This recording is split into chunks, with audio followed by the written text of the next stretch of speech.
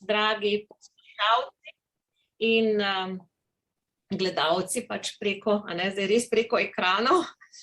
Veliko veselje in tudi zadovoljstvo mi je, da danes lahko pozdravim torej profesorico, assistant professor, je tako, of linguistics, pa distinguished professor, in sem prebrala v second language acquisition, je tako.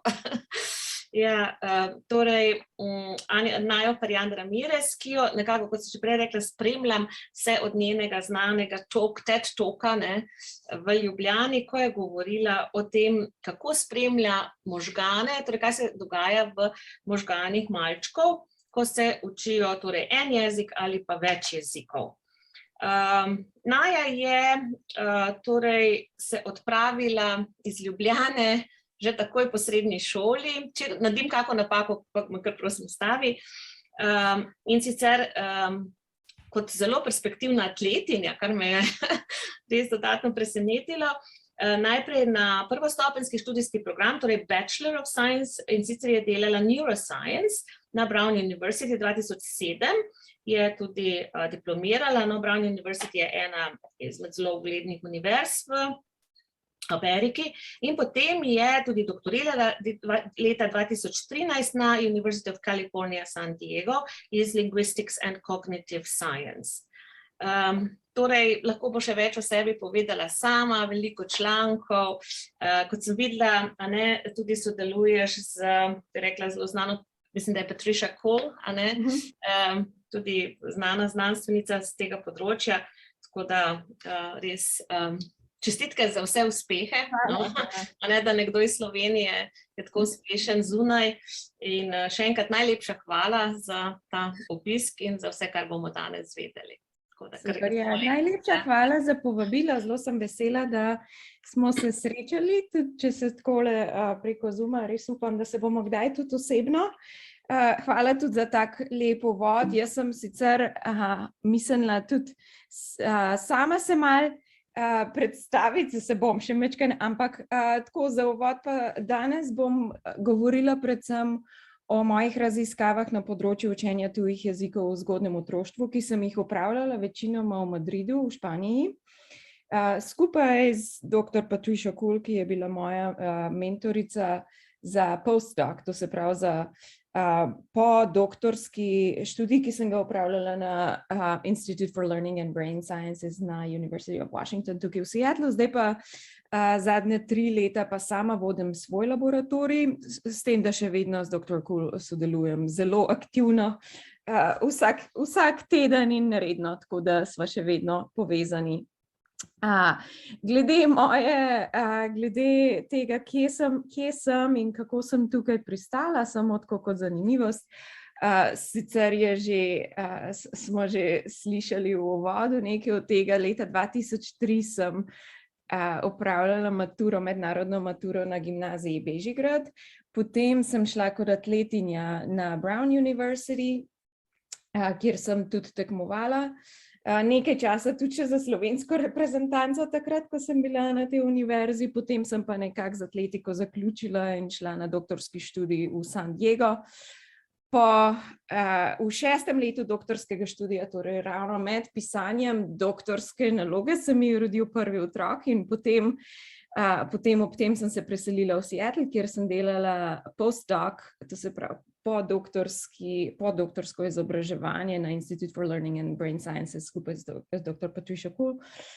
Tam sem bila do leta 2019, medtem sta se mi rodila še 2 otroka, zdaj sem pa profesorica in vodim svoj laboratorij tudi na University of Washington. In imam 3 otroke, po novem tudi psa, tako da imam kar pestro življenje.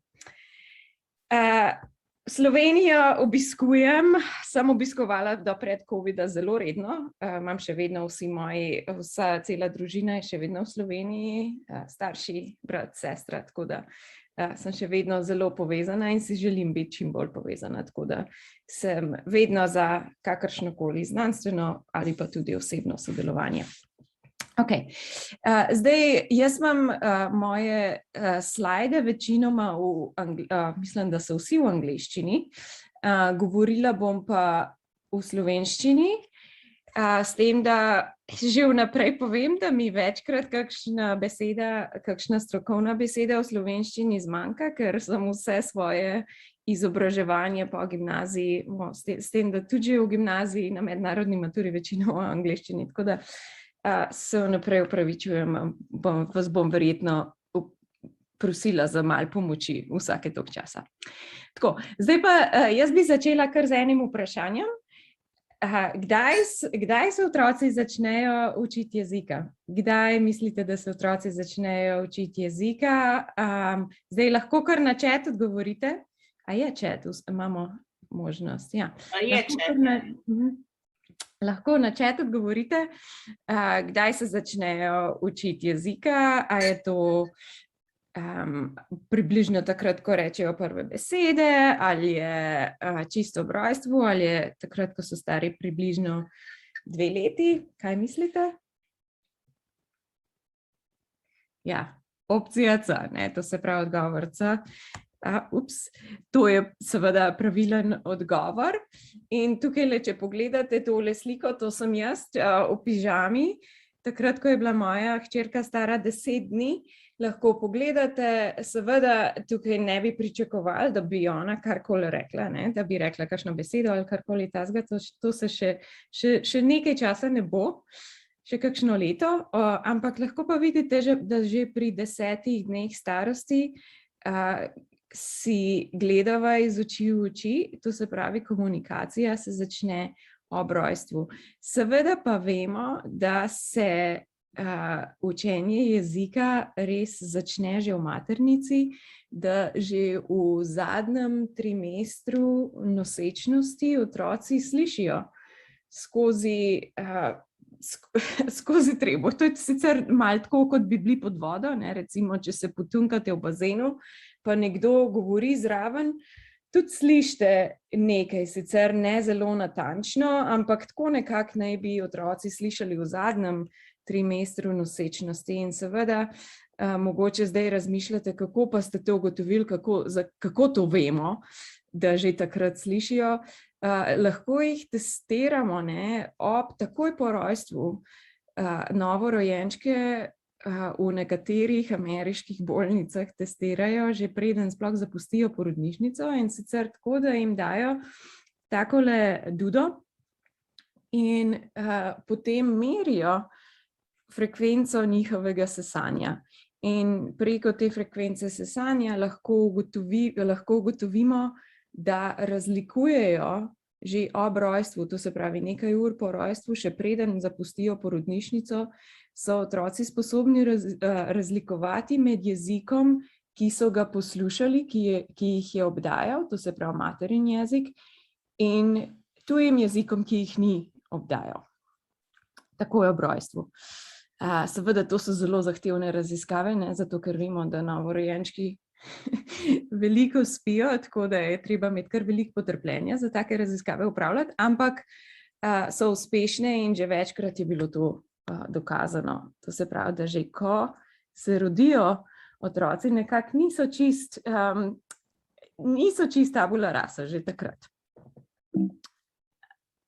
Zdaj, ena izmed zelo zgodnjih nalog, ki jih majhni otroci, to se pravi novorojenčki, imajo, je, da ugotovijo, kateri so tisti glasovi, ki so pomembni za njih, kateri bodo tisti glasovi, tisti fonemi, ki so pomembni, ki se jih morajo naučiti v svojem jeziku.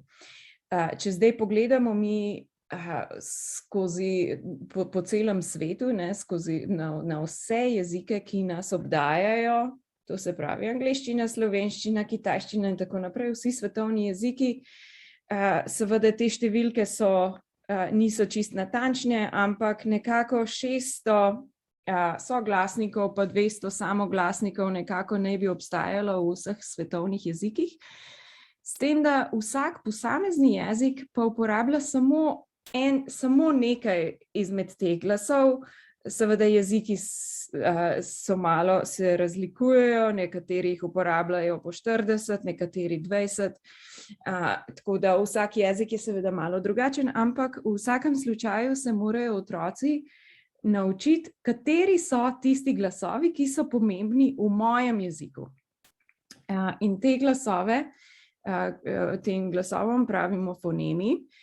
To so glasovi, ki razlikujejo besede v pomenu. Zdaj recimo v angleščini, če rečem pat in bat, je tukaj razlika samo p in b, pomen besede se pa spremeni. Ali pa rake pa lake. Eno so grable, drugo je pa jezero. To se pravi, pomen besede je čisto drugačen, s tem, da razlika je samo v enem glasu. To so fonemi in ena izmed prvih nalog otrok je, da ugotovijo, kateri so fonemi v njihovem materinem jeziku. In kar je zelo pomembno in včasih moje študente vedno to preseneti, ko to slišijo, da so otroci ob rojstvu imajo sposobnost razlikovanja med glasovi vseh jezikov sveta. To pomeni, da če pogledamo recimo slovenskega novorojenčka, ki je rojen dvema staršema, ki samo slovensko govorita doma, to pomeni, da je ta otrok ob rojstvu sposoben razlikovati glasove v angleščini, v kitajščini, v nemščini, v kateremkoli svetovnem jeziku, ob rojstvu, seveda tudi v slovenščini. Tega mi več kot odrasli nismo sposobni. To nam je jasno. Zdaj, mi tega več ne moremo, vprašanje je pa, kdaj ta sposobnost zbledi. In tudi to je nekoliko presenetljivo. Vemo, da že do 1 leta starosti ta sposobnost razlikovanja med glasovi tujih jezikov zbledi do velike mere, že do 1. leta starosti. To se pravi, že ob 12, ko je otrok star 12 mesecev, je ta sposobnost precej zbledela. Ne sicer še čisto dokončno in tudi skozi trening, če te glasove potem otrok znova začne poslušati, se lahko spet vzpostavi, ampak če je ta naš otrok izpostavljen samo slovenščini, potem do 12. meseca ta sposobnost razlikovanja med glasovi tujih jezikov zbledi. Se pa istočasno seveda izboljša sposobnost razlikovanja med glasovi slovenščine. Tako da to je čist naraven proces, tak, ki se zgodi v vsakem otroku, naraven in normalen in do neke mere seveda dober proces, ki jim potem pomaga, da se začnejo materinega jezika učiti in da so sposobni potem se pri približno 1 letu že rečejo prvo besedo in tako dalje. Zdaj pa, oprostite, tole pa nisem vedela, da bo že se takoj začel. Seveda vprašanje, ki sem ga hotela zastaviti je, če pogledamo, kako ta proces poteka, kako otroci ugotovijo, kako se naučijo, kateri glasovi so pomembni v njihovem materinem jeziku. Zdaj vam bom pokazala en kratek video posnetek 2 mam, ena bo govorila v angleščini, ena bo pa v japonščini. In predlagam, da poslušate in se predvsem osredotočite na glasove, ki so podobni r-ju in l-ju, seveda v angleščini. Čakajte, bom še enkrat šla nazaj, tako da bomo od začetka slišali tole. I love your big blue eyes. So pretty and nice. うわー、大きな茶色いお目目。そして綺麗な黒い髪。A ste v redu slišali? Ja. In zdaj si lahko predstavljate, kako en otrok v Ameriki, ta od te prve mame, pa en otrok na Japonskem od te druge mame, če poslušate take vrste govor, seveda ne samo en stavek, ampak cele dni, pa ne samo od enega govorca, ampak od mame, od očeta in tako naprej. Kako si potem ta dva otroka sezidata kategorije glasov, ki obstajajo v njihovem jeziku. Ne? Zdaj ta angleški otrok bo slišal angleški R, pa angleški L. Veliko primerov, veliko različnih primerov, ne? Od mame, od očeta in tako naprej, in bo zgradil kategorijo za R, pa kategorijo za L, angleški, ne pa kategorije za japonski R, ker seveda ga ni slišal. Na drugi strani je pa potem japonski otrok, kjer je situacija obratna, kjer sliši japonski R in si zgradi kategorijo za japonski R, ne pa angleškega R-ja in L-ja, ker ga pač ne sliši v svojem okolju. In vemo iz raziskav, da otroci res uporabljajo take podobne postopke statistične, da statistično obdelujejo podatke o jeziku, ki jih obdaja na ta način, in da si iz več primerov gradijo kategorije glasov, fonemov, ki jih obdajajo v njihovem jeziku. Zdaj pa seveda, kar sem vam prej povedala, je, da ob rojstvu in nekako do 6. ali 8. meseca so otroci sposobni razlikovati med vsemi glasovi, ki jih obdajajo, med glasovi vseh jezikov do neke mere, potem se pa med 6. mesecem in 12. mesecem ta sposobnost razlikovanja med glasovi materinega jezika se zelo izboljša. Sposobnost razlikovanja med glasovi tujih jezikov pa začne bledeti. To je graf, ki nekako ilustrira ta proces, kjer mi pravimo, da postajajo native language specialists. Najprej so seveda sposobni razlikovati med vsemi glasovi, potem pa postanejo native language specialists, skratka specialisti v materinem jeziku. Zdaj, eno novo vprašanje, ki bi vam ga postavila, je, kaj mislite, da otroci potrebujejo za to, da postanejo strokovnjaki v materinem jeziku? Seveda nam je jasno, da če želimo, da otrok postane specialist v slovenščini, da bo moral slovenščino slišati. Ne? To vemo. Tudi vemo, da če se otrok rodi v Sloveniji in ga ob rojstvu preselimo v Ameriko in sliši samo angleščino, ta otrok ne bo govoril slovensko, ampak bo govoril angleško. To nam je jasno. Vprašanje, ki sem vam ga želela zastaviti, je pa, če gre tukaj samo za statistično obdelavo podatkov, potem verjetno ne bi bilo pomembno, če sliši jezik preko naravnih govorcev ali pa če ga sliši mogoče samo prek televizije ali pa preko radija. A mislite, da je pomembno, da otrok sliši jezik preko socialnih stikov, torej preko ljudi, preko stikov v družini ali pa stikov v šoli, ali mislite, da se lahko nauči tujega jezika in razlikovati glasove v tujem jeziku tudi preko televizije ali pa preko radija? Kaj mislite? Lahko preko radija, pravi Nastja. Eni pravijo, lahko tudi preko radija in televizije, potem imamo pa tukaj nekoga, ne vem sicer, Carmen pravi, da so socialni stiki pomembni. Okay. To vprašanje so si zastavili znanstveniki tukaj na naši univerzi, University of Washington, leta 2003 v študiji, kjer so izpostavili otroke iz Seattla, to se pravi otroke, ki so doma poslušali samo angleščino, so jih pripeljali v laboratorij in vprašanje je bilo, a se bojo te otroci, če jih pripeljemo v laboratorij in jih izpostavimo kitajščini, to se pravi Mandarin Chinese, mandarinska različica kitajščine, če jih izpostavimo kitajščini pri 9 mesecih,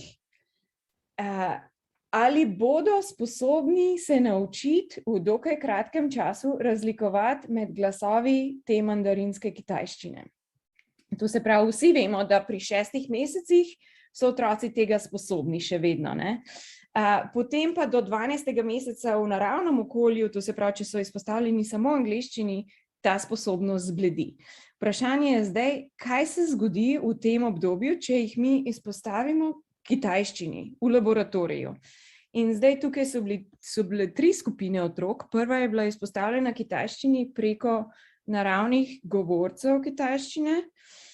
Druga skupina je bila izpostavljena kitajščini v isti količini, ampak preko televizije. Tretja skupina pa preko radija. Potem je bila tukaj še tudi 4. skupina, to so bili angleški otroci, ki so prišli v laboratorij in so bili izpostavljeni angleščini skozi stike z naravnimi govorci. To je kontrolna skupina samo zato, da lahko dokažemo, da se otrok ne nauči mandarinske kitajščine samo s tem, ko pride v laboratorij. To se pravi, to so bili 9 mesecev stari otroci, vsi so slišali isto količino kitajščine. To se pravi, 6 tednov je bila intervencija, 12 obiskov laboratorija po 25 minut. To se pravi, manj kot 6 ur skupaj so bili otroci izpostavljeni kitajščini.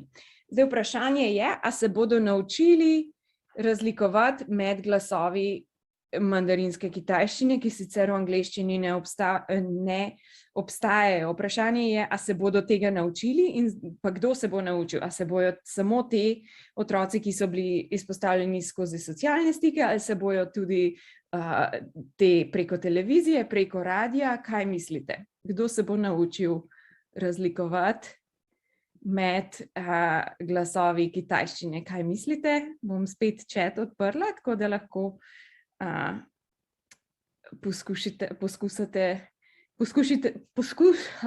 poskusite uganiti. Kaj mislite? Nekateri so že rekli, tisti v socialnem stiku pravi Karmen, kaj pa ostali, tisti preko vsi pravi Nastja. Še kdo? Ima še kdo kakšno idejo?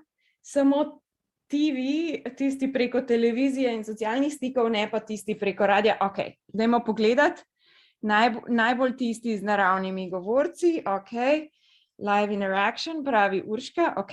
Poglejmo zdaj rezultate. Ok, zdaj to je ta graf, ki sem vam ga že prej pokazala, ne. Zdaj še enkrat, zdaj to je naravna situacija. Če pogledamo otroke, tiste, ki živijo na Kitajskem ali pa tisti, ki so izpostavljeni mandarinski kitajščini vsak dan, za te otroke, to je z modro pokazano na slajdu, te otroci, od njih bi pričakovali, da se njihove sposobnosti razlikovanja mandarinskih glasov izboljšajo med 6 in 12 meseci. Za ameriške otroke bi pričakovali obratno, ne? To se pravi, ob 6 mesecih so tega še sposobni, pri 12 niso več, oziroma to začne bledeti. Zdaj vprašanje je, kaj se zgodi s temi otroci ameriškimi, če jih v tem obdobju izpostavimo mandarinski kitajščini. Zdaj, kot prvo je pomembno povedati to, da tisti otroci, ki so prišli v laboratorij in so se igrali v angleščini, se niso naučili mandarinske kitajščine, hvala Bogu, ne. To je samo tako, da dokažemo, da to ni kakšen, ni nobene čarovnije se ne dogajajo v našem laboratoriju, če se igrate v angleščini, se mandarinščine ne boste naučili. Okay. Zdaj, naslednje vprašanje je pa to, kaj se zgodi, če smo izpostavljeni mandarinščini skozi naravne govorce. Vidimo, da so te otroci, ki so se igrali z naravnimi govorci mandarinske kitajščine, so se naučili razlikovati glasov do iste mere. Statistično je tale krogec pa trikotnik sta enaka. To se pravi, ti otroci, ki so prišli in so se igrali v mandarinski kitajščini z naravnimi govorci, s socialnimi stiki, so se naučili razlikovati mandarinskih glasov do iste mere kot otroci, ki živijo v Tajvanu. Zdaj, naslednja skupina so tisti, ki so bili izpostavljeni preko radija, se niso naučili ničesar. Tisti preko televizije pa tudi ravno tako čisto ničesar. Zdaj, kaj to pomeni? To sta dve zelo pomembni ugotovitvi. Prva je to, da če otroke izpostavimo tujemu jeziku v pravem času, to se pravi v zelo zgodnjem otroštvu, se lahko naučijo razlikovanja glasov v zelo kratkem času. To se pravi, tukaj je bilo to manj kot 6 ur stika z mandarinsko kitajščino. Je pa pomembno povedati to, da mora biti ta stik preko socialnih stikov, ne? To se pravi preko televizije in preko radija. Ne gre, se niso naučili prav ničesar. Zdaj jaz bi rada poudarila tukaj še nekaj. To ne pomeni, da se 3-letni otrok ali pa 4-letni otrok ne more naučiti ničesar o tujem jeziku preko televizije. Mi se tukaj pogovarjamo o zelo specifičnem procesu ugotavljanja, pač razlikovanja med fonemi tujega jezika. Ta proces razlikovanja med posameznimi glasovi v zgodnjem otroštvu, to se pravi v prvem letu starosti, preko televizije ne deluje. Zdaj, glede učenja besed, to se pa lahko na koncu, ko bomo imeli čas za vprašanje, se lahko o tem pogovarjamo. Ampak tukaj govorimo o prvem letu in o tem, da za razlikovanje fonemov posameznih glasov zgleda, da so pomembni stiki, socialni stiki preko naravnih govorcev.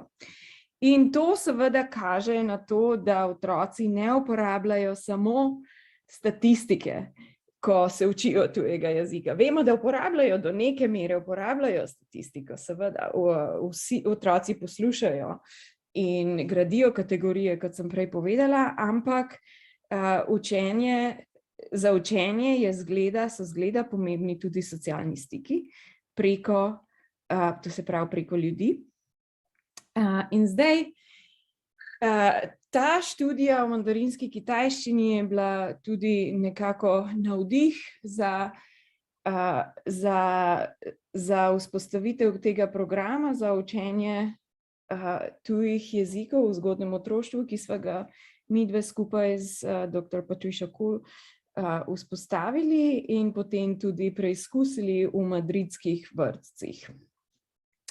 Zdaj, 2 študiji sva objavili v reviji Mind, Brain and Education, eno 2017 in eno potem 2020. Jaz se bom zdaj osredotočila na to prvo, tisto iz 2017, potem na koncu bom pa za 2020 tudi malo razložila, v čem je razlika. Zdaj, glavno vprašanje tukaj je bilo, če mi zdaj pogledamo v vrtcih, v javnih vrtcih v Madridu, če vzpostavimo program za učenje angleščine v tem primeru za španske otroke, do kakšne mere mi lahko pripeljemo te čisto male vrtičake v dokaj kratkem obdobju. Tukaj je šlo za izpostavitev angleščini približno 18 tednov, kar je približno polovica šolskega leta. To je bilo trajanje te intervencijske študije. Zdaj, delovali smo v 4 javnih vrtcih, ki so bili v različnih delih Madrida. Sodelovalo je 250 otrok med 7. in 33. mesecem starosti. To se pravi, vsi so bili manj kot 3 leta stari, ko smo začeli. In to je na nek način tudi zaradi tega, ker v Španiji so vrtci deljeni na tiste do 3. leta, pa potem od 3. do 6. leta so vrtci nekako v drugem sistemu. Mislim, da so v Sloveniji zaenkrat še vedno skupaj, ne? Od 0 do 5 let. Ja, še vedno. 0 do 5, pa potem s 6 v šolo. Ja, večina. 6 v šolo, ja. Tukaj je to drugače, ne? Da od 0 do, tudi že začnejo pred 11. mesecem otroci, ne? Lahko mislim, da že pri 3 mesecih ali pri 6. Skratka, mi smo delovali v vrtcih, ki so samo za otroke do 3. leta starosti. Zato so tudi vsi otroci toliko mladi. Seveda, otroke smo razdelili v 2 skupini. Prva je bila intervention, ne, to se pravi intervencijska skupina, druga pa kontrolna skupina. ki so obiskovali isto šolo, to se pravi vrtec. Vsak vrtec je imel intervencijsko in kontrolno skupino. Ne? Ni bilo tako, da bi bil en vrtec intervencijski, drug pa kontrolen, ampak v vsakem vrtcu smo imeli obe skupini. Zdaj, pomembno je poudariti tudi to, da je ta kontrolna skupina je tudi bila izpostavljena angleščini preko programa, ki ga je sponzoriralo mesto Madrid, to se pravi njihovo kulturno in šolsko ministrstvo je že imelo obstoječ program za učenje angleščine pri malčkih, ki je obstajal v Madridu pred našim prihodom.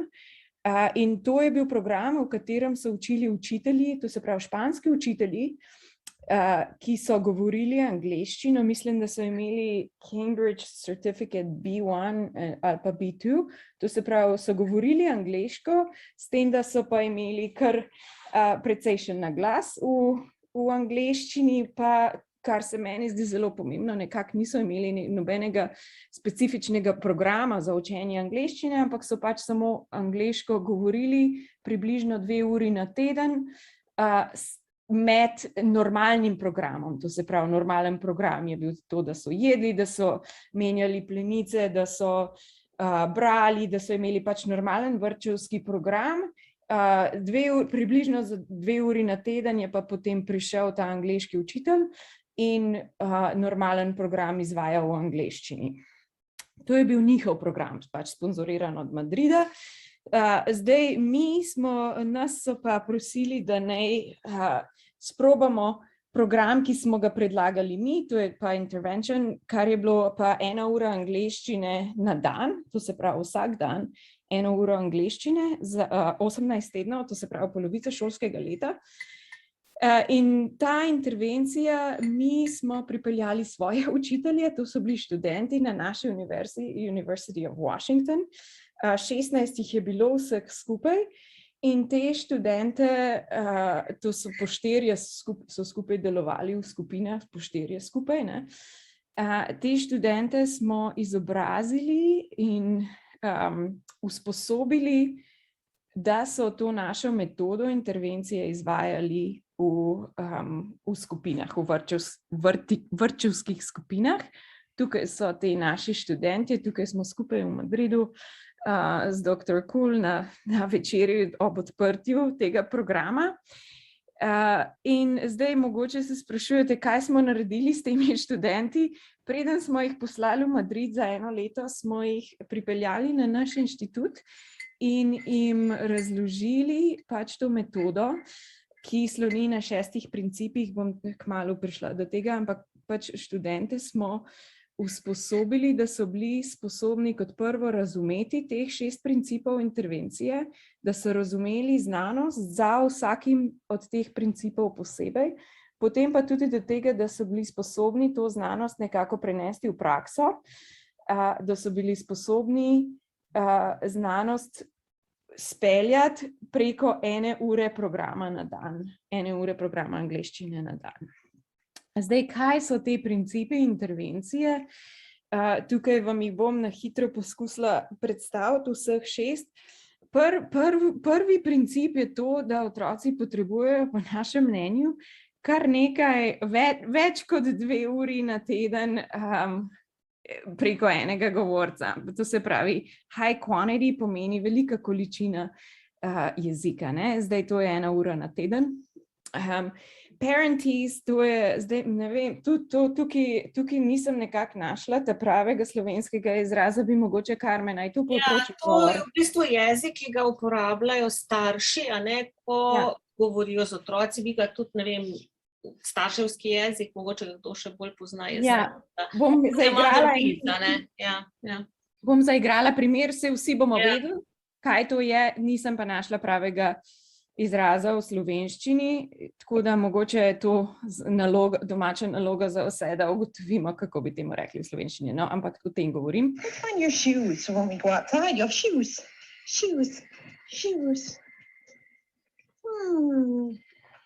No shoes there. There they are. There are your shoes. Okay, temu pač mi rečemo parentees. Včasih so rekli motheries, sam je to ne gre zaradi tega, ker vemo, da tudi očetje to uporabljajo, seveda pa tudi učiteljice in tako naprej. Skratka, parentees, bom povedala zakaj, čez nekaj časa je zelo pomemben princip, eno izmed vodil te naše intervencije. Naslednje vodilo je to, da se uporablja jezik preko socialnih stikov, kar pomeni ne samo to, da so pač prisotni te študentje, ampak to, da so pozorni recimo na to, kam otrok gleda in da če gleda žogo, da v tem primeru poimenujejo žogo in ne nečesa drugega, česar otrok ne gleda. Skratka, te učitelje smo usposobili, da so bili pozorni na socialne stike, ne pač na posebne, prav na to, na čem slonijo ti socialni stiki. Ne? Recimo to, da če otrok nekaj pokaže s prstom, da na nekaj pokaže, da v tem primeru to poimenujemo, da smo pozorni na to, kam gleda, a nas opazuje in tako naprej. Potem to, da otroke spodbujamo, da sodelujejo in da govorijo tudi, če ne uporabljajo besed, recimo, da če otrok zagleda žogo pa reče ba, da smo na to ponosni in da rečemo yes, that's a ball. In potem pač pričakujemo, da naslednjič bo mogoče se nekako malo bolj približal ball. Skratka, da tudi otroci, ki še ne govorijo besed, da jih spodbujamo k temu, da se oglašajo in da sodelujejo, da mogoče, če še ne govorijo besed, da je dovolj že to, da žogo, da jo po tleh, da jo brcne ali kakorkoli, da pokaže, da sledi dogajanju v razredu, v učilnici. Multiple native speakers, tudi to je pomembno, ne, da slišijo angleščino od večjih govorcev. To se pravi, ne samo od ene učiteljice, ampak od večjih govorcev.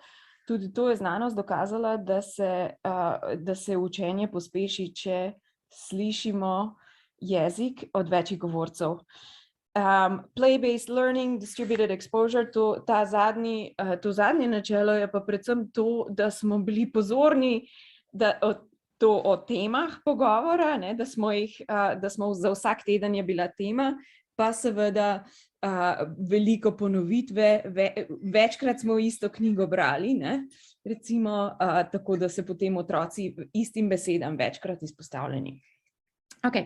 In zdaj, če pogledamo, kaj smo s temi učitelji našimi naredili, če pogledamo ta parentees, ne, vemo, znanost dokazuje,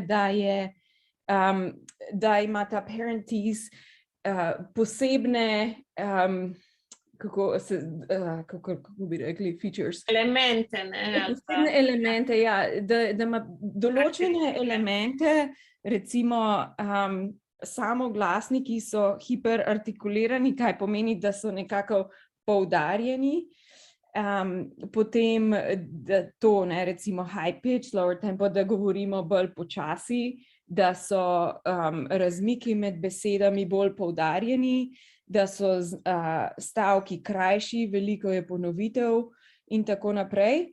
Pa tudi to, da se smejimo, da smo veseli nekako. Ne? To so pač te sestavine tega načina govora, ki vemo, da je znanost dokazala, da pomagajo otrokom pri učenju glasov, ne? Da so jih, recimo, če so samoglasniki bolj poudarjeni, da jim to pomaga pri tem, da se naučijo razlikovati en glas od drugega, da jim pomaga pri tem, da se učijo besed, če so razmaki med besedami poudarjeni, jim to pomaga pri učenju besed in tako naprej.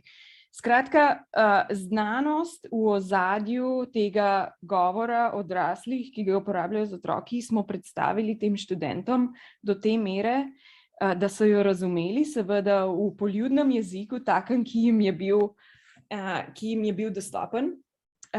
Potem pa, to se pravi, mi smo te učitelje pripeljali na naš inštitut in jih o tem izobrazili, potem smo pa preko, ko so bili v učilnicah, ti naši študentje, smo tudi spremljali, da so potem te principe intervencije v razredu dejansko tudi, da so to tudi delali v razredu, ne? Da niso se samo naučili, ampak smo jih tudi spremljali preko teh mini mikrofončkov Lena. To so taki mini mikrofončki, tokle približno so veliki, ki jih potem lahko damo v brezrokavnik in ki ga vsak otrok ima oblečen ta brezrokavnik, pa mikrofonček noter in mi jih lahko snemamo. S tem, da posnamemo to, kar otroci govorijo, pa tudi to, kar učitelji govorijo, ne? In potem del obdelave teh podatkov je avtomatičen, te mikrofončke potem povežemo z računalnikom in nam povejo recimo, koliko besed je otrok slišal na uro. Del obdelave je pa seveda tudi ročen, v tem primeru so otroci govorili kar nekaj španščine in angleščine, tako da potem ročno ta dva jezika, to se pravi, ugotovimo, katere izmed besed so španske, katere angleške, to so potem ročne obdelave. Skratka, tako nekako pa zgleda to, ko povežemo mikrofonček z računalnikom, potem lahko za vsako uro posebej pogledamo, to je recimo zdaj 1 ura angleščine tukaj, pogledamo, koliko odraslih besed je ta otrok slišal, ne? To se pravi besede, ki so jih odrasli izgovorili. Te so bile vse v angleščini, ker so pač učitelji naši govorili samo angleško. Potem lahko pogledamo tudi to, koliko besed je rekel otrok, s tem, da te tukaj otroške besede so mešane, angleške in španske, ne? To je potem treba ročno ločiti med angleškimi in španskimi. Pa istočasno lahko poslušamo, ne? Jaz lahko tukaj iz Seattla poslušam, kaj se dogaja v moji učilnici v Madridu.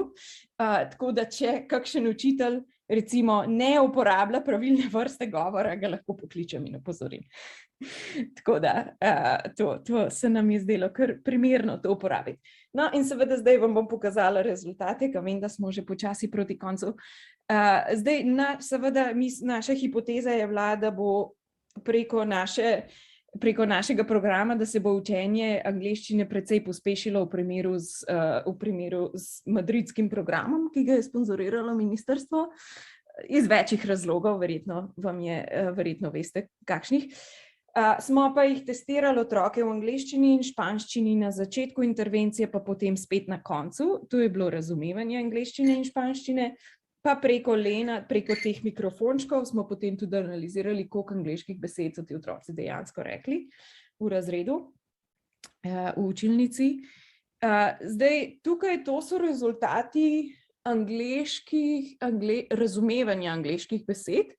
Na tem testu smo testirali vse otroke, ki so bili starejši od 15 mesecev pri začetku. To je na touchscreen računalniku, pritisnejo, recimo, rečemo, which one's the bear? In potem se pokaže 2 slikce in pritisnejo na medveda, recimo. Zdaj, na tem testu lahko vidite, da je rdeča intervencijska skupini sta bili izenačeni na začetku intervencije, na koncu je intervencijska skupina znala precej več angleščine, to je razumevanje. Španski testi, nisem pokazala grafa, ampak v španščini sta bili obe skupini izenačeni na začetku in na koncu. Skratka, na španščino ni imela naša intervencija nobenega vpliva. Sta bili obe skupini enaki na začetku in na koncu.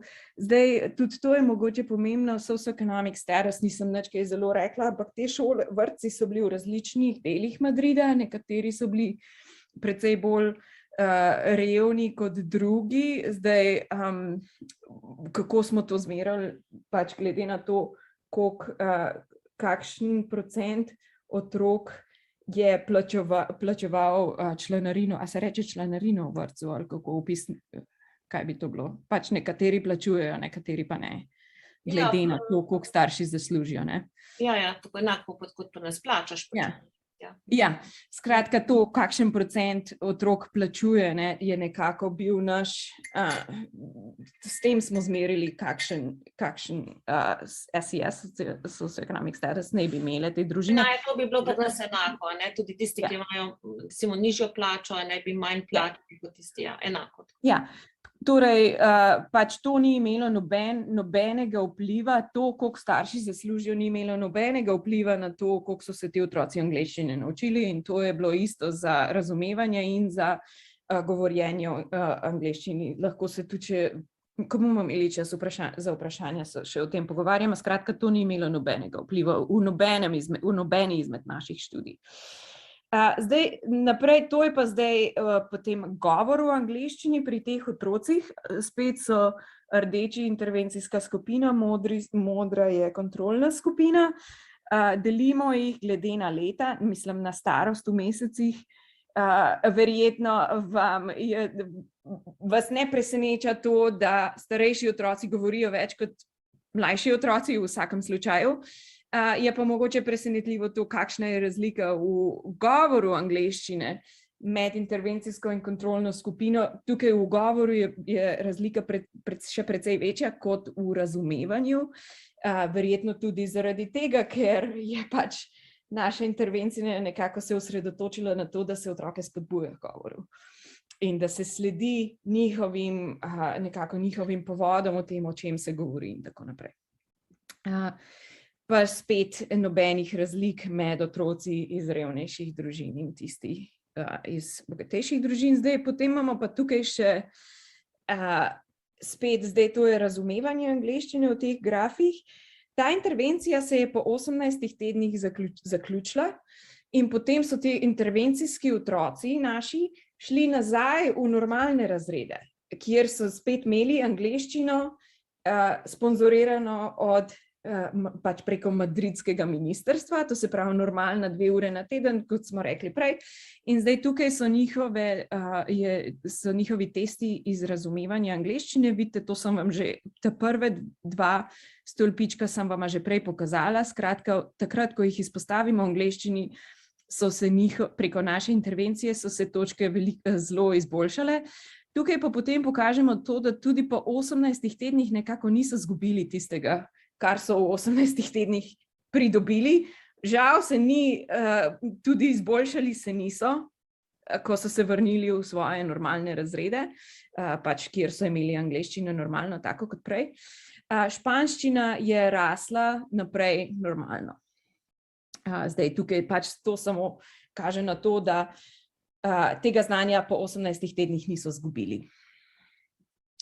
Zdaj, kaj smo mi iz tega zaključili? Zaključili smo to, da se otroci zelo hitro lahko začnejo govoriti angleščine, če pristopimo na način, ki sloni na znanosti, na raziskavah iz laboratorija in jim ponudimo tuj jezik preko socialnih stikov, pa tudi to, da lahko študente, naše univerzitetne študente izobrazimo do te mere, da so sposobni ta program izpeljati, ki sloni na znanosti. Zdaj, seveda je pa bil naš namen tudi to, da bi lahko ta program ponudili več kot 250 otrokom v Madridu. Kako naj zdaj to ponudimo svetu, vsem otrokom? Mi bi najraje to vsem otrokom ponudili, seveda, ne. Ampak kako priti do tega? Z dr. Kurl sva vzpostavili Sparkling, kar je online program za izobraževanje oziroma za pripravo teh učiteljev tujega jezika.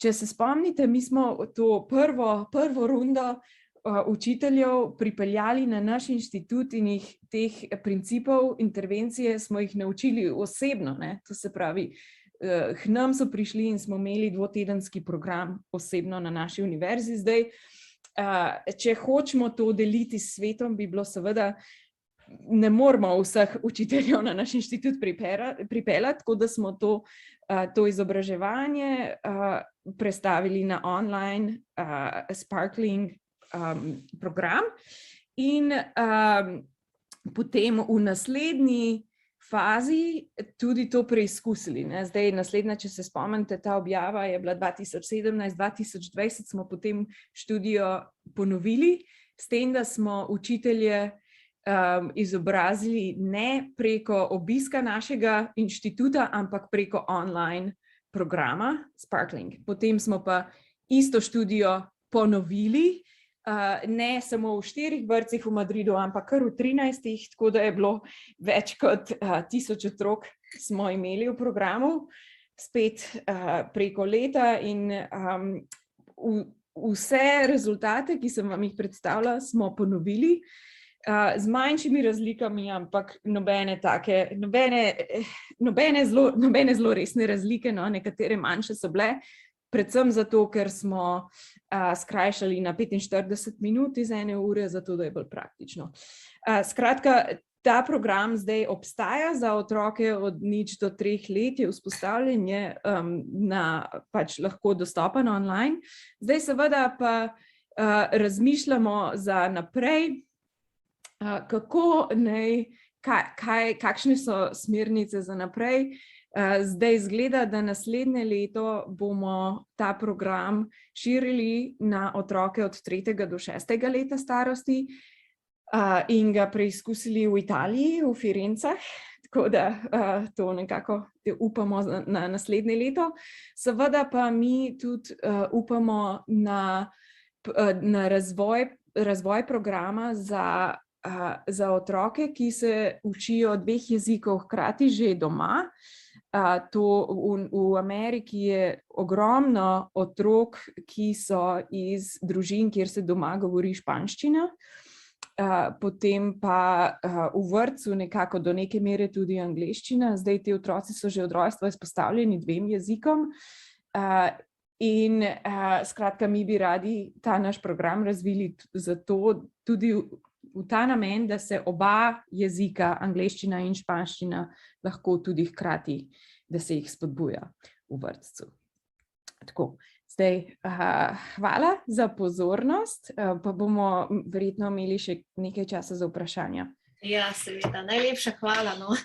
Zelo veliko pomembnih informacij, tudi vse, torej res čestitke za uspeh, ne, v Madridu. Jaz namreč ta bilingual education, ne, spremljam in sem ga tudi veliko brala o tem, ne, oni imajo, mislim, da od vrtca pa potem vse do mature, ne, vlečejo angleščino, ne, to so te bilingual schools. Ja, v Madridu. Ja, tako, ne, ja, tako. Ja, Madrid je, mislim, da proti koncu 90. so podpisali pogodbo z British Council, ja, tako. Kjer so v bistvu, pa ne samo Madrid, v celi Španiji, s tem, da je potem velika razlika od regije do regije, kako se to dejansko odvija v realnosti. V Madridu so zelo zagrizeni za angleščino in imajo tudi v osnovnih in v srednjih šolah ta program auxiliarov, kar pomeni, da prihajajo študentje ne samo iz Amerike, ampak tudi mislim, da iz Avstralije pa iz Velike Britanije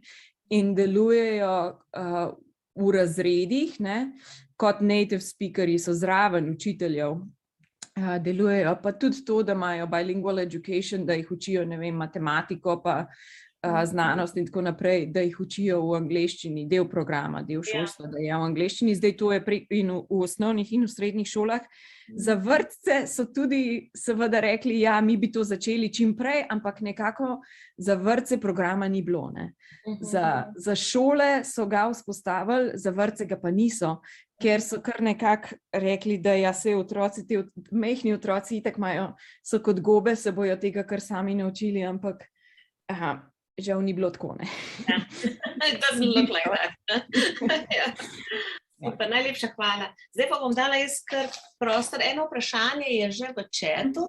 Alja, kolegica iz Maribora, nemcistka, ga je postavila, tudi ima 2 bilingvalni hčeri, če lahko na glas povem, tako da je veliko izkušenj z tega področja. In pravi tako, predstavili ste 6 načel, po katerih ste delali. Kakšno pomembnost pripisujete doslednji rabi tako imenovanega bambino lekta?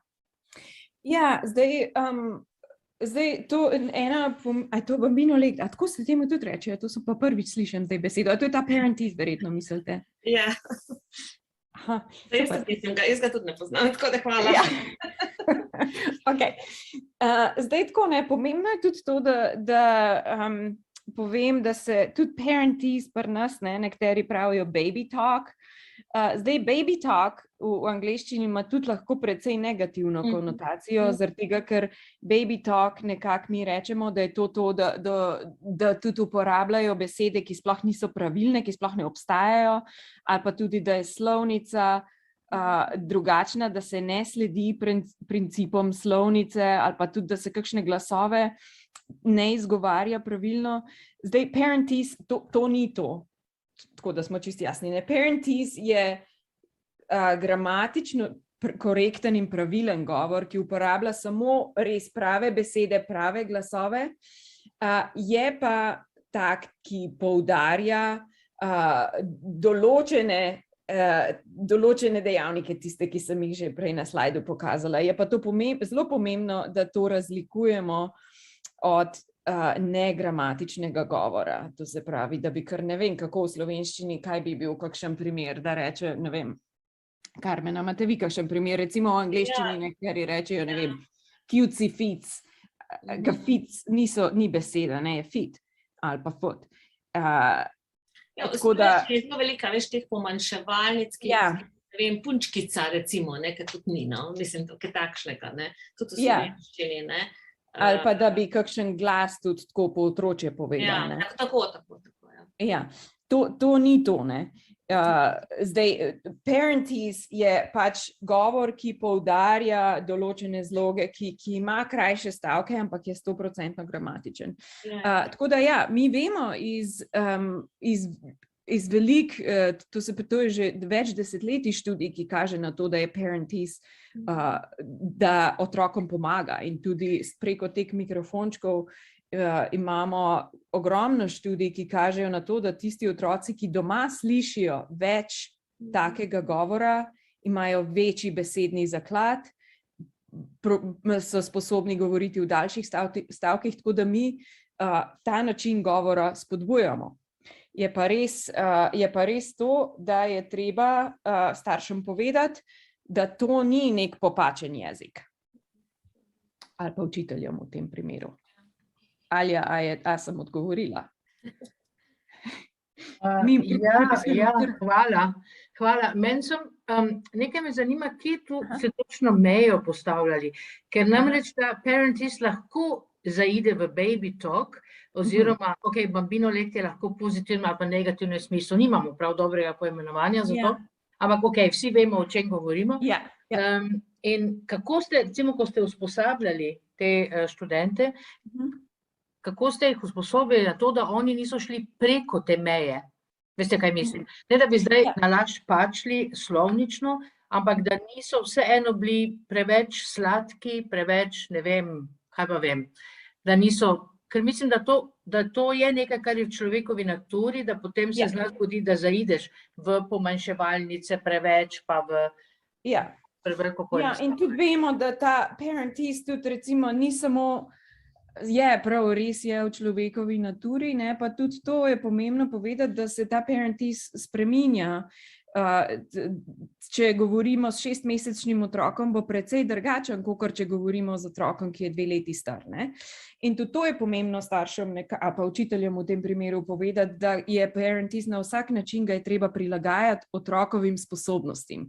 Zdaj, če pa vsake toliko časa ga malo popačijo, pa tudi ni konec sveta, ne. Nam se zdi veliko bolj pomembno to, ker če uporabljamo parentees, otroka veliko bolj privlačimo in pripravimo do tega, da bo poslušal in da bo sodeloval, ne.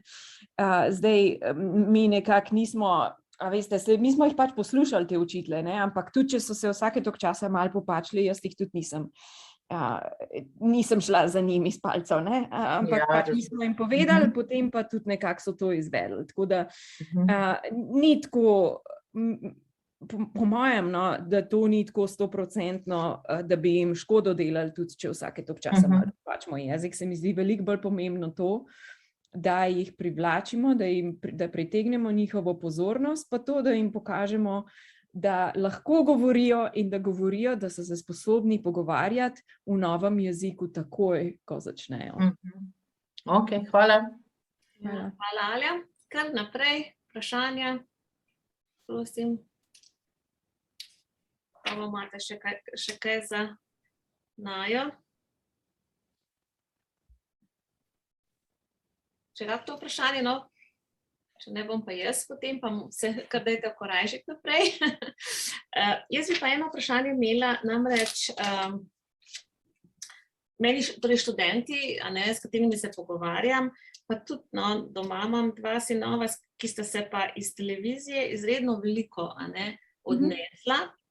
Čeprav zdaj se tudi sprašujem, ker sem sama tudi anglijska in nemcijska, mogoče sta pa res že v maternici to poslušala. Ne, vedno, tudi delala sva že z eno magistrantko na tako, veš, čistko, bi rekla, pred študijo, tako malo raziskavcev. Zakaj, ne? Torej, da so študenti sami poročali, zdaj že odrasli, kaj oni menijo, koliko so se naučili iz televizije, kakšne oddaje so gledali in tako, kot mlajši, ne, in ali zdaj to že obstaja, mislim, jaz imam občutek, pač tudi, kar sem brala raziskav, da je to še vedno neraziskano, ne, da to še vedno točno ne vemo, zakaj eni več, eni manj, ali nimam prav. Meni se zdi, da je zelo pomemben, čim govorimo o vplivih televizije pa elektronskih medijev nasploh, da je zelo pomemben, da najprej razčistimo, o kateri starosti se pogovarjamo. A govorimo to zdaj o 3-letnih otrocih, ki že vejo, da to, kar je na televiziji, ne bi bila nekaka predstava sveta, ne? Recimo 1-leten malček tega ne ve. 3-letni otrok pa že lahko in 3-letni otrok tudi že nekaj slovenščine ali pač nekega maternega jezika govori in ve, da koncepti imajo ime in tako naprej, ne? Da recimo že ve, da je pes v slovenščini in zdaj, če bo slišal neko drugo besedo za psa, bo to lahko pač preko maternega jezika, ki ga že nekaj zna, bo to lahko prenesel na drug jezik, ne? To je 1-letni otrok ali pa 3-letni otrok, se meni zdi 100% druga zgodba. In tudi vemo, da do neke mere besede lahko ponavljajo 3-letni otroci iz drugega jezika, predvsem, če se istočasno tega drugega jezika učijo tudi preko socialnih stikov. Ali pa če mama zraven gleda televizijo, da jim pomaga, tudi to vemo, da zelo pomaga, ne? Če so starši zraven, ko se televizija gleda, ali pa to, da se tudi potem, ko televizijo neha gledati, da se pogovarjamo o tem, kar je videl na televiziji, tudi to pomaga, ne? Tudi vemo, da iz angleščine mi imamo tukaj Sesame Street ali pa Dora the Explorer, to so pač ti programi, ki so narejeni za otroke, vemo tudi, da so pozitivni vplivi izpostavitvi tem programom, nekako od 3. leta starosti naprej. Pred 3. letom pa jaz zaenkrat pozitivnih vplivov še nisem zasledila v znanstvenih člankih. In to ne za prvi jezik, ne za drugega. Pred 3. letom. Je bila narejena še prej ena študija pred vašo, nekaj ste pač delali to, ste gledali pred televizijo. Meni se zdi, da je bila še ena, prej, ki sem jo jaz zasledila prvič in takrat mi je zelo to dal misliti. Jaz vedno mojim študentom rečem, veste, še nas potrebujejo, očitno socialni stiki, ne morejo nadomestiti s televizijo oziroma z radijem. Ja, saj ne v najbolj zgodnih. Saj ne v najbolj zgodnih, ja, tako. Pa tudi verjetno bolj kasneje bi pa še tudi morali verjetno kaj pogledati, Da zraven sodelovati, vedno je bolj, se učijo bolj, če jim nekdo pomaga. Ja, lahko televizija nadomesti. Dobro, še bo kdo korajžal. Silva, si še gor mogoče? Ali jaz te zapustila? Ja, se pravičujem, Silva tu sem še. Kolegica, ki se tudi ukvarja z zgodnjim učenjem, pa ima zelo gotovo kakšno vprašanje. Zelo pozorno poslušam, pa nisem si nobeno vprašanje, čeprav mogoče, ko ravno govorimo o teh stvareh, pri socialni interakciji, kakšna je pravzaprav vloga čustev? Vem, da se je tudi na tem področju nekaj delalo, pa mogoče, kako pa čustva vplivajo na vse to? Ne samo socialna interakcija, verjetno so tudi čustva tista. Ja, saj tudi to je zdaj, ko smo ravno govorili o tem parent-ease ali bambino, kaj že je bambino talk, kakorkoli. Bambino lek. Okay. To mislim, da je nemško, mislim, da to je v nemščini uporabljeno. Res? Ja. Wow. Če to spet pogledamo, pač znanost je nekako našla 3 razloge, zakaj naj bi ta Bambino Lake bil tako pozitiven, ne. Eden izmed njih je to, da se prav pač tak jezikosloven, če lahko rečemo, je to, da so recimo razmake med besedami večje, pa da poudarjamo določene glasove iz tega vidika. Drugi razlog je to, da smo večinoma časa, ko uporabljamo to vrsto govora, smo pozorni na to, kaj otrok dela. In govorimo z otrokom, ne? Mi te vrste govora ne bomo uporabljali, ko se pogovarjamo z odraslimi. Ne? Zdaj, če jaz z mojim možem govorim, upam, da ne bom na to vrsto govora, ne bom uporabljala tega. Ne? Tako da že iz tega vidika je spet pozitivna vloga. Tretje načelo je pa to, kar ste vi rekli, čustva. Zdaj, večinoma, če uporabljamo parentees, imamo pozitivna čustva. In tudi to vemo, da na otroka pozitivno vpliva, da ga privlači in da mu pomaga, da je bolj pozoren na govor in da se iz govora več nauči. Tako da tudi pozitivna čustva vplivajo pozitivno na učenje jezika in vemo, da tudi še ena veja raziskav je bila potem izvajana z mamami, ki so imele poporodno depresijo. Te mame večinoma uporabljajo manj parentees vrste govora, verjetno zaradi porodne depresije in potem so seveda bile raziskave, kaj je potem z otrokom. Nekatere raziskave kažejo na to, da se ta otrok potem usredotoči bolj na parentees, ki ga govorijo moški, ne? To se pravi očetje v tem primeru. Pa tudi to je nekako potem razlog za to, da se poporodno depresijo čim prej nekako odkrije in tudi prepreči. Ne? Zato, ker vpliva tudi na razvoj otroka čist iz tega vidika, iz jezikoslovnega vidika. Res zanimivo. Ja. Hvala. Še kako vprašanje? Jaz sem še eno. Tam, ko si govorila, recimo, vemo, da ko se rodijo, v bistvu so že zmožni razlikovati glasove v maternem jeziku, se pravi tisti jezik, ki so ga poslušali. Zdaj me pa zanima, recimo, da pa poslušajo že 2, pač recimo, ne vem, mama živi v bilingvalnem okolju, mogoče celo sama uporablja 2 jezika, kaj pa tam? Ako se rodi, že tudi lahko razlikuje med 2 jezikoma? To mi je bilo. Ja, to je zelo dobro vprašanje in eno, ki mislim, da še ugotavljajo, kako je s tem. Mislim, da nazadnje, kar je bilo ugotovljeno, je to, da je odvisno od tega, kakšno je razmerje med tema 2 jezikoma, koliko sta si ta 2 jezika podobna oziroma koliko sta različna med sabo, ker verjetno je to razlikovanje ob rojstvu, da je precej odvisno od ritma jezika. To se pravi, da bi bil tak otrok sposoben razlikovati med 2 jezikoma v primeru, da sta si precej različna. Recimo, da gre za, ne vem, slovenščino, pa en jezik, ki je ritmično precej drugačen. V tem primeru verjetno ja. S tem, da mislim, da to še ni bilo z novorojenčki, mislim, da še ni bilo raziskano. Vemo pa, da otroci, ki živijo v okolju, kjer se 2 jezika govorita, da po nekaj mesecev po rojstvu, da so tega že sposobni.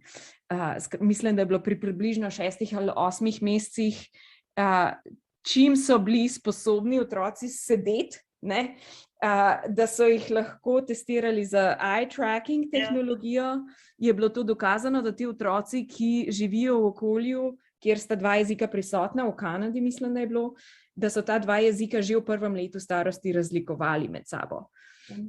Mislim pa, da ta študija zbludo, da ni bila narejena še v tem okolju. To se pravi, ne vemo, za novorojenčke ne vem. Vem pa, da pri 6 do 8 mesecih, da definitivno že razlikujejo 2 jezika, če so jim redno izpostavljeni.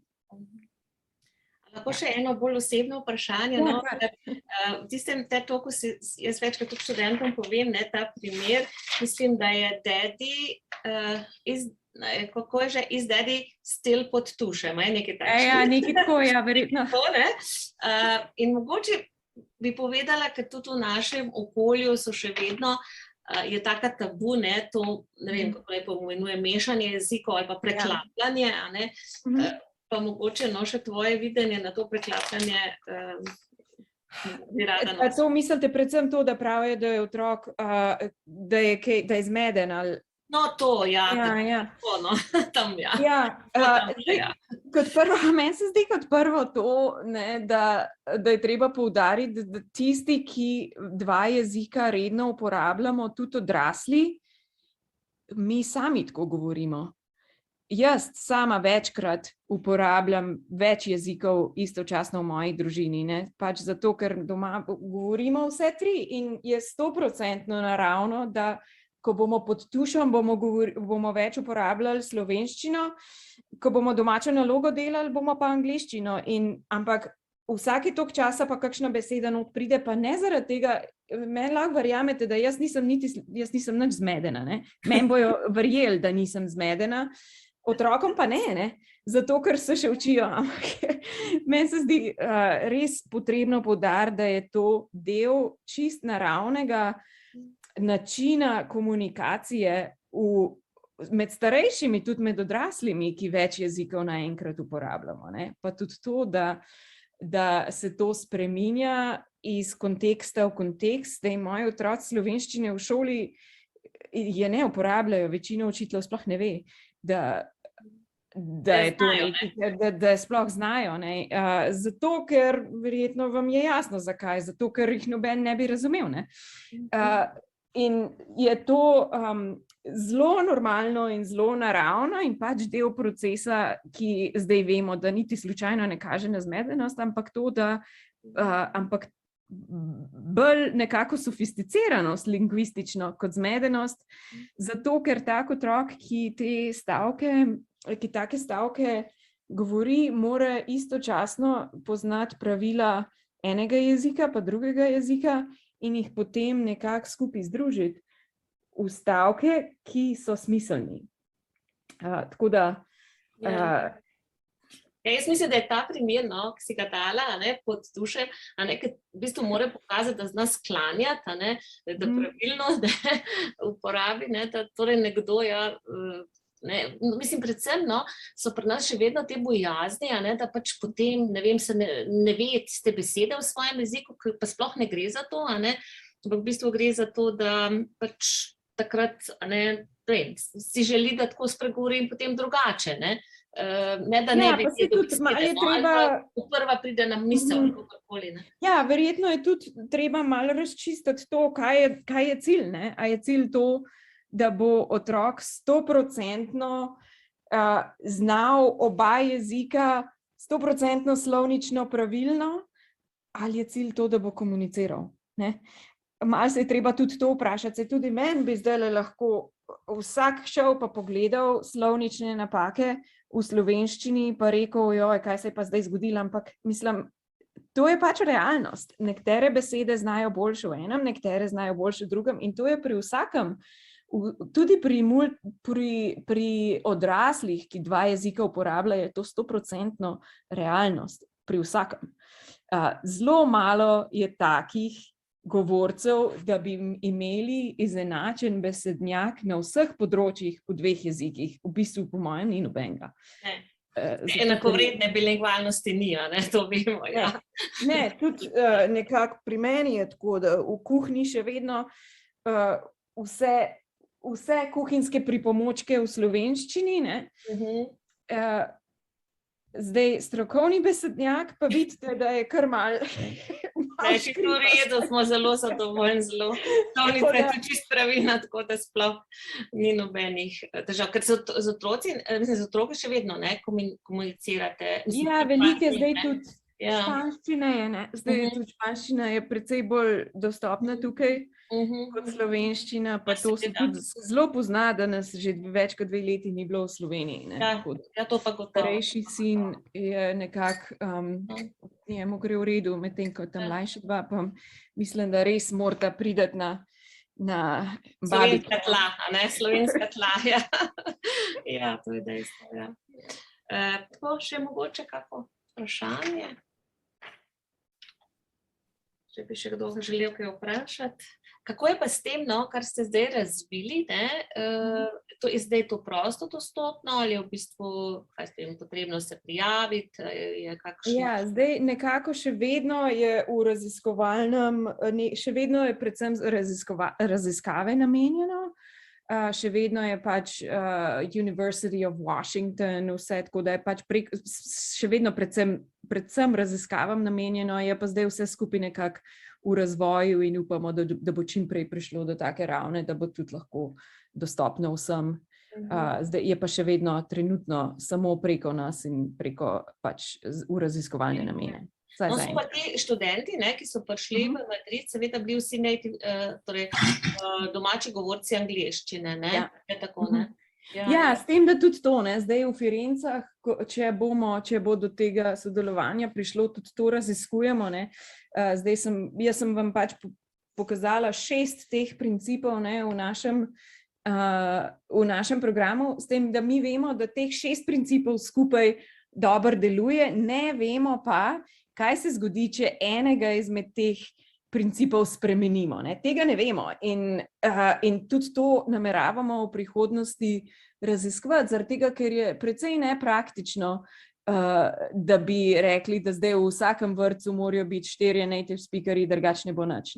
Se dobro zavedamo, da to ni, da sploh v trenutnih pogojih ni praktično. Ne? Tako da v Firencah nameravamo tudi raziskovati to, kaj se zgodi, če je recimo en native speaker, pa en ni native speaker, ali pa da ni noben native speaker. Ne? Kaj se zgodi z rezultati, kakšen je vpliv na to? Ali pa že to, ne, kar smo, da se skrajša te izpostave v angleščini iz 1 ure na 45 minut. Kaj se zgodi? Ali pa da niso 4 učitelji naenkrat, da sta 2. Ne? Skratka pač, da se to manipulira, te sestavine, intervencije, da se jih manipulira eno po eno, pa da se vidi, kakšen je vpliv. Do tega smo do neke mere prišli, ampak seveda upamo na nadaljevanje. Ja, to je bilo res zanimivo videti. Ne vem, če poznaš študijo Eli, ki so to bil... Ja, poznam, ja, do neke mere. No, tam so v bistvu, ja, Janet Aniver, ne, in ostali, v bistvu ugotovili, ne, da bi ali pa tako so zapisali v priporočilih, ne bi tudi učitelj, če je pač non-native speaker, vse eno imel, a ne, tudi za mlajše učence C1 raven, ne, kar je pa kar visoka raven. Ja, in je pa tudi s temi ravnemi tako, da je dokaj težko reči, ali je to, ali merimo zdaj izgovorjavo, ali merimo slovnico, ali merimo... Ja, C1 pomeni na vseh ravneh, a veš, če je C1. Ja, seveda, ja. Ja, ampak, ja, zdaj koliko... Mislim, no, recimo C1, da ima pač, ne vem, nek test narejen, ki mu kaže, in tako kot si rekla, je vprašanje zdaj, a ima pa on ravno besedišče z tistega, a ne področja, s katerim se bo potem ukvarjal z otrokom, a ne, pa če se na to ne pripravi, pa če izgovorjava ni, ja, pa tako, kot si rekla. Je še kupenih vprašanj, ne. Ja, pa kakšna je motivacija tudi, ne? Absolutno, ja. Kakšna je želja. Ja, tako. Dobro, dajte še kaj vprašati, no, bomo vesele, če kako vprašanje. So maškare danes? Ja, danes so maškare. Danes je pustni torek v Sloveniji, ja. Pri nas pa nič to se ne praznuje. Ja, imate pa ono, kaj je že? Halloween, ja. Ja, tako, Halloween, ja, jeseni, ne. Dobro. Ja, najlepša hvala še enkrat. Hvala.